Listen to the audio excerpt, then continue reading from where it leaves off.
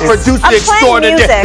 Don't interrupt the cold open. I got my man Sam Tanucci, a producer extraordinaire, trying to tell me how to do a cold opening. I'm going to put him on TV, by the way. Sam is my brother. He's a great producer. I just don't know about the wardrobe, though. Speaking of wardrobe, you don't even what see the it. hell is going on with Dan Orlovsky today? Where's the suit? Where's the tie? Got the Elvis hairdo rocking. I don't know what the hell is going on, and I never believed in my wildest dreams that Jay Williams would want some of this 2 days in a row. Evidently, the brother getting brave. He getting bold. I guess doing radio with Keyshawn and Max in the morning. Got the brother sticking out his chest, acting like he the man. First Take is in the house. They obviously didn't know. They should have asked somebody. Let's roll.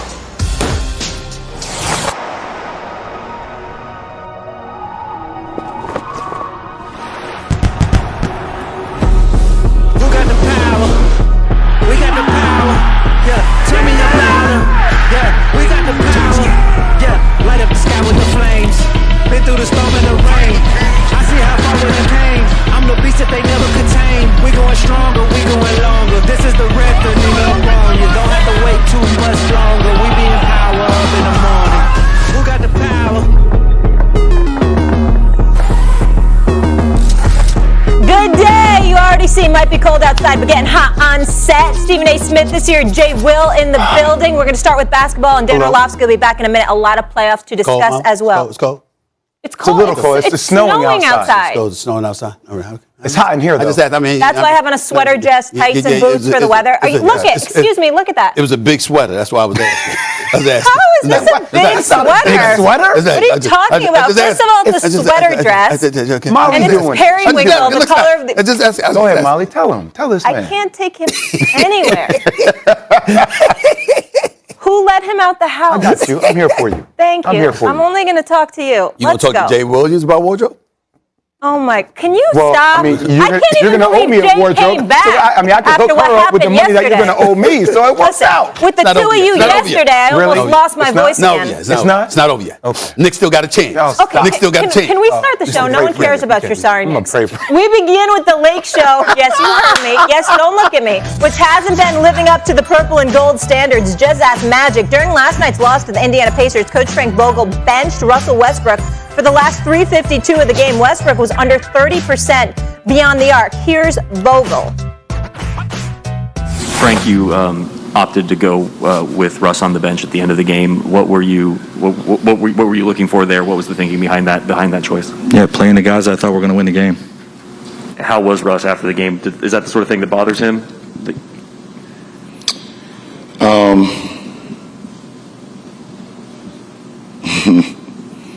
Have you followed Russ throughout his career? Not as closely as you have, probably. Okay. Have you followed Russ throughout this season? Yeah. Would you think that would bother Russ not being in the late game? What had happened was, meanwhile, our Dave McMenamin is reporting that Lakers management told the coaching staff to coach Westbrook as they see fit, even if that means pulling him from the game. Jay, I'll start with you. Is Westbrook most to blame for the Lakers' struggles? No. Now, look, there are two people that would be scapegoats here. Okay. I think Russ is one of them. Does his game fit in with LeBron James and with the cast of characters that they have assembled? No, it does not. That play last night where he got benched, he didn't give effort on the defensive end. Okay, but I'm not going to allow Russell Westbrook to be a scapegoat. He didn't bring himself to L.A. L.A. went and they got him. Frank Vogel, he's another scapegoat. This was a defensive-minded team 15 months ago when they won their first NBA championship. Mm-hmm. They changed personnel. He's now trying to make this new cast of characters, which is an older group, by the way, DeAndre Jordan, Kent Bazemore, Wayne Ellington, Kendrick Nunn, who's been injured, Trevor Ariza injured, Dwight Howard, Rajon Rondo, oldest team in the NBA. Oldest team in the NBA. He's trying to make them a defensive-minded team when that's not how they're actually built. I get so frustrated when we end up doubling down on Russell Westbrook or Frank Vogel. This is an organizational issue. There is not one damn voice, Stephen A. Who is making the right decisions here?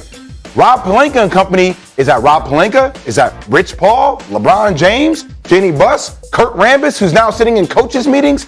What is going on? Why is there not one voice? Because Rob Pelinka and company are the ones that put together this cast of characters that you're asking now, can it work? You need shooting around these guys. When you can't provide that around the style in which they play, of course they're going to struggle. And they're horrible defensively. This is a strange segment to start off the show. Because I don't disagree with what you're saying at all. But I have a different perspective. And I want to throw this by you and listen to me break this down. I don't think it's Russell Westbrook's fault. Russell Westbrook is who he is. Frank Vogel is the head coach. I do have a problem with you being like 18th in defensive efficiency and 27th overall in points allowed per game because you're a head coach because of your defensive prowess. In other words, even though we look at the personnel and we know you don't have it, the objective of a coach is to figure it out because that's why you have the job. Understood. You know that's why you have the job. We understand that, okay? So I can't completely absolve Frank Vogel while I'm not blaming him because I understand that the roster is old and I get that they're not built to be a defensive-minded team. You have to figure out a way for them to be better than 27th in points allowed and 18th in defense. You got to figure that out, Frank Vogel. Okay, now. Here's where I tell you that although I'm not pointing a finger at Russ, if you Russell Westbrook, it's not a character issue. His effort is always there. He never cheats the game. Let's understand that. But having said all of that, if you're Russell Westbrook, I'm going to repeat something I said months ago. These are your teammates. Kevin Durant, James Harden, Serge Ibaka, Reggie Jackson, Victor Oladipo, Paul George, James Harden again, Bradley Beal, LeBron James, and Anthony Davis. And you don't have one single title to show for it. It's a legacy question because obviously this is the first season with LeBron and AD, and it's not over yet. And we get that even though we don't see them winning the championship.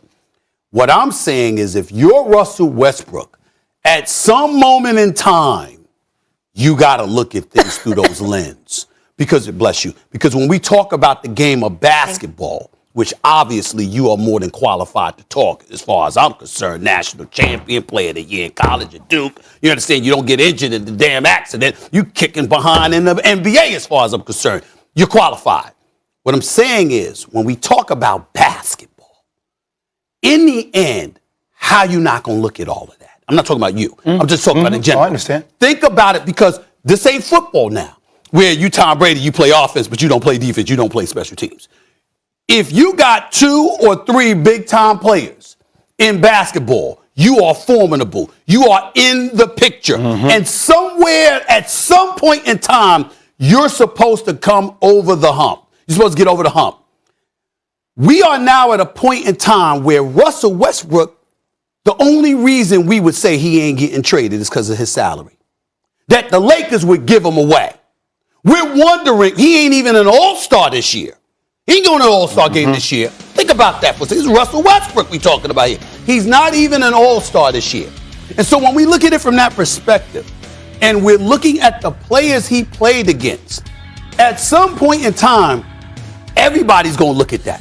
Because you see, with LeBron, when you sit there and you see him being, and I don't mind Russell Westbrook not talking to the media last night. I totally LeBron understand. did it a couple nights ago with them. But I totally understand because Russell Westbrook got benched. What you think he gonna say if he was up at that microphone? Nothing possible. It would have been bad. Yes. So I get all of that. I understand to me, it would have been good for him to go up there, but I totally understand him not going up there. But in the end, we're going to get to a point, if we're not there already, where we're saying all these guys you played with,